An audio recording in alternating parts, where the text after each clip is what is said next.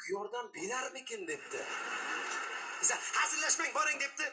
Ko'chaga chiqqan akamiz aptekaga endi kiraman desa armiyaga xizmat qilgan o'rtog'ini ko'rib qopti-yu. Borib kafega o'tirib yeb ichib yarim kechqurun kayf zo'rligida o'rtog'ini uyiga ketib qolgan, boshqa o'rtoqlar kelgan, xullas 3 kun yo'q bo'lib ketibdi.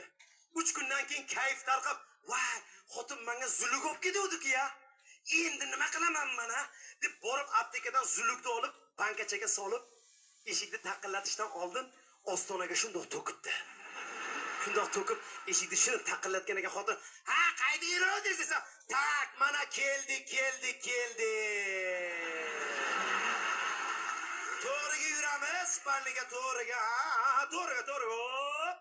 Ey, xotin zuluk deysan, ularning yomon seki yuragi 3 kundan beri yur boshlayman dedi.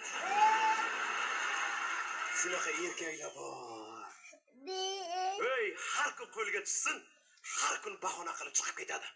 Bilmayman, bahona bunaqa erkaklarga ilohiy keladimi? Baliq o'sha chiqib ketadi-da. Ba'zi bir erkaklar bor, umrida ozib-to'zib bir marta xato qiladi. Shunday qo'lga tushib qoladi-da.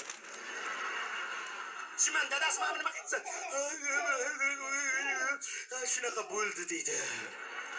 Rosa qo'lga tushib qoladi. Hurmatli ayollar, sizlarga bitta yo'lni o'rgataymi? Eringlar xiyonat qilayotgan, qilmayotganligini aniqlash yo'lini o'rgataymi? O'rgataymi, hurmatli ayollar? Rozimisizlar? Xullas, eringlar yotgan paytda ertalab uxlab yotadi-ku. Sizlar eringlardan oldin uyg'onasizlar. O'sha yotgan paytda, eringlar yotgan paytda sekin qulog'iga kelib, "Bugun menikida qolasizmi yo ketasizmi?" deb so'raylar. Ketaman desa ham, qolaman desa ham xiyonat qilayotgan bo'ladi. Erkaklar shunaqa ovoz kelgan paytda, "Meni jonim bitta, hayotim bitta." Pum. Tamam, hammasi yaxshi bo'lib ketadi.